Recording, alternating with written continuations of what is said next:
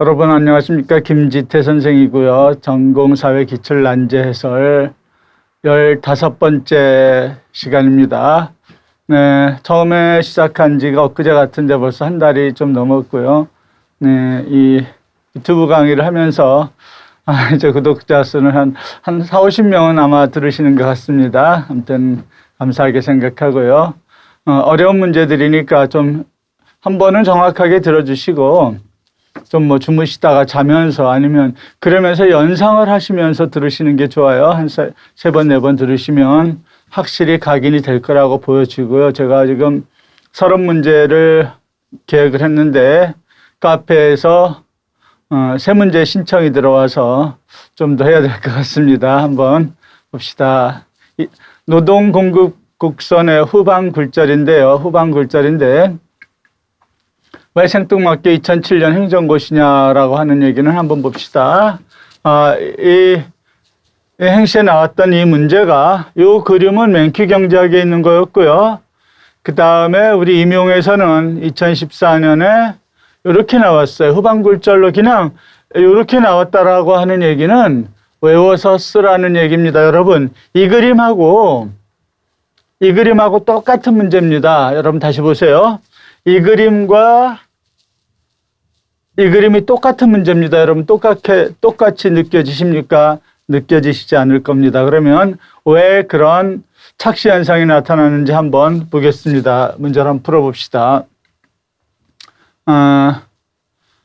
개별 노동 공급 곡선은 일반적으로 우상향하는 형태를 띈다라고 하는 얘기는 이렇게 원래는 이런 식이란 얘기죠. 뭐요?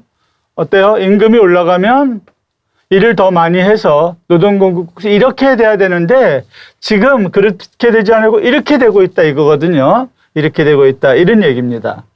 그러면 우상향 형태를 지닌다. 우상향 형태를 지녔을 때 여러분 우상향한다라고 하는 얘기는 임금이 상승하면 상대적으로 비싸진 여가의 소비를 줄이고 그 다음에 노동 공급을 증가시키는데 이것을 대체 효과와 소득 효과를 가지고 설명하라 이 소리거든요. 그 다음에 그러나 고소득층의 경우 이제 여기서 더 올라가면 개별 노동 공급 곡선이 후반 굴절하는 경우가 발생할 수 있다 이런 뜻입니다.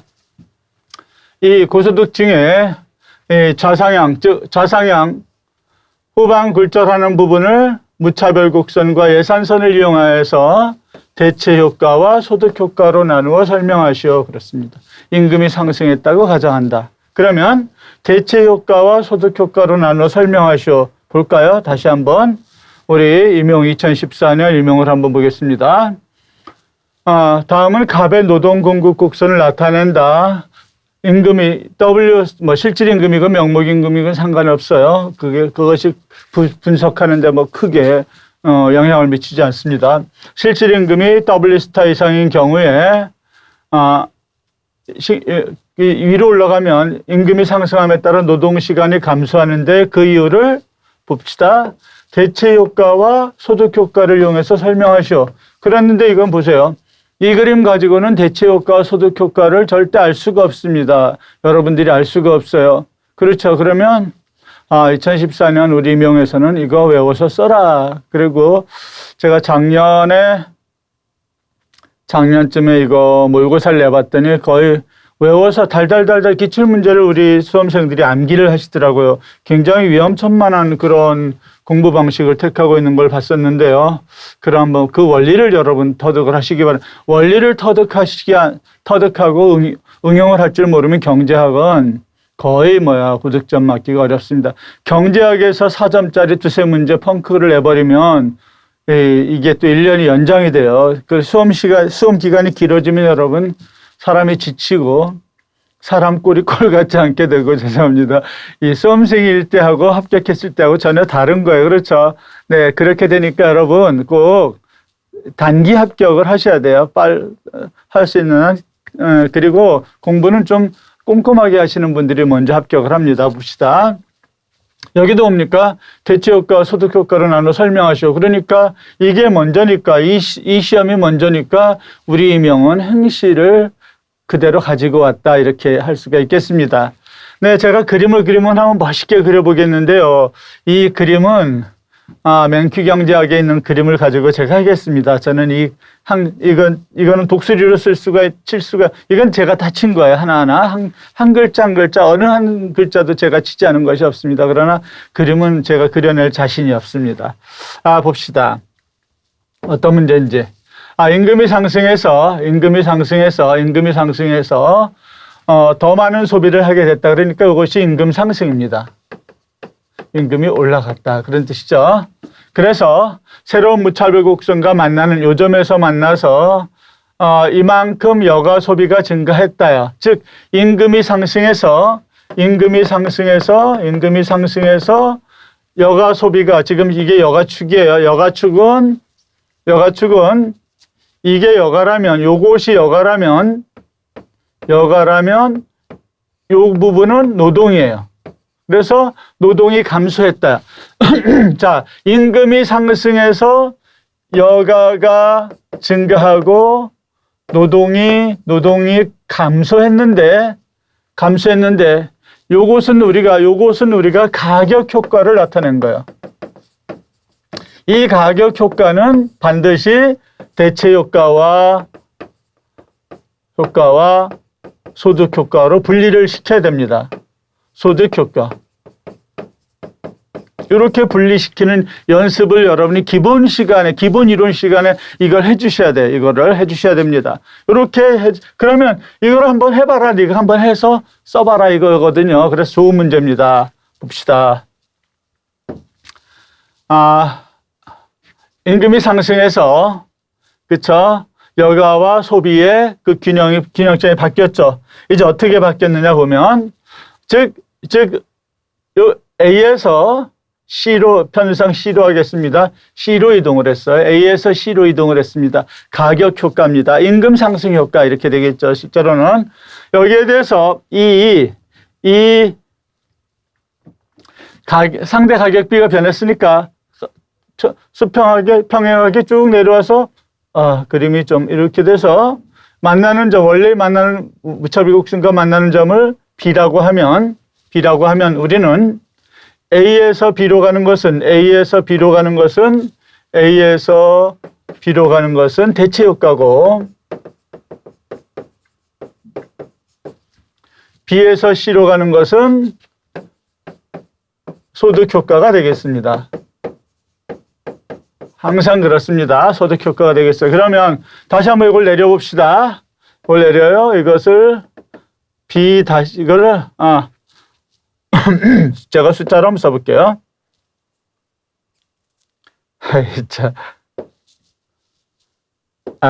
다시 한번 할게요. 네.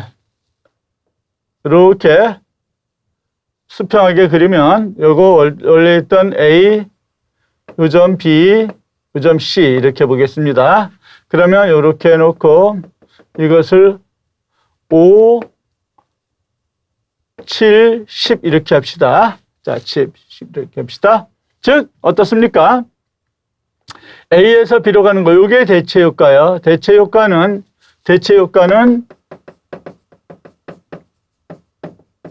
A에서 B로 가는 건데, 자, 7에서 즉 A에서 B로 가는 건데 숫자로 오면 7에서 5로 갔으니까 마이너스 2죠. 그렇죠? 대체 효과가 마이너스 2라는 얘기는 여가 시간이 2시간 줄어들었다 이 소리예요. 즉 어떻습니까? 임금이 상승하면 여가는 상대적으로 비싸지니까 상대적으로 비싸진 여가의 소비를 줄이고 상대적으로 싸진 노동을 더 많이 소비하게 되는데 공급하게 되는, 여기서 공급이겠죠. 이것을 우리는 대체 효과 그럽니다. 대체 효과. 그러면 대체 효과입니다. 이제 같은 기울기를 가지고 더 멀어졌으니까, 원점에서 멀어졌으니까 B에서 C는 소득 효과가 되겠습니다. 소득 효과 B에서 C로 갔는데 숫자적으로 어떻습니까? 5에서 10으로 갔어요. 5에서 10으로 갔으니까 플러스 5만큼 증가했어요. 뭐가? 소득 효과는 뭡니까? 여가가 플러스 5만큼 증가하고 여가가 마이너스 이만큼 감소하고 그러면 총 합치면 어떻습니까? 총 합치면 여가가 플러스 3만큼 증가했다죠. 여가가 플러스 3만큼 증가했다라고 하는 얘기는 요 점에서 좀 보니까 이게 3만큼 증가했다라는 얘기는 노동에 그만큼 노동 시간이 줄어들었다는 얘기예요. 이것이 그러니까 노동 공급이 3만큼 감소했다는 얘기죠. 요 소리입니다. 요 소리. 그래서 그렇다고 하는 얘기는 뭡니까? 소득 효과가 대체 효과보다 크면 소득 효과는 마이너스이고 소득 효과는 플러스 오니까 소득 효과가 더 크죠. 즉 어떻습니까? 소득 효과가 이건 대체 효과 마이너스이고 이거 플러스 오니까 더 크면 여가가 플러스 3이니까 노동은 마이너스 3이 되니까 노동 공급이 마이너스 3만큼 감소해서 노동 공급 곡선이 후방으로 굴절한다. 요 표현입니다. 요 표현. 즉 소득 효과가 대체 효과보다 크면 볼까요? 즉 이 구간에서 소득 효과가 대체 효과보다 크면 후방 굴절입니다. 노동 공급 곡선의 후방 굴절이 나타나고 아래 부분에서는 이것은 어떻습니까? 그 반대입니다. 소득 효과가 더 작아요. 이거 기본 이론 시간에 다 했습니다. 대체 효과. 그러면 이 부분이 되겠습니다. 정상적으로 우상향하는 노동 공급 곡선이 그려지게 된다.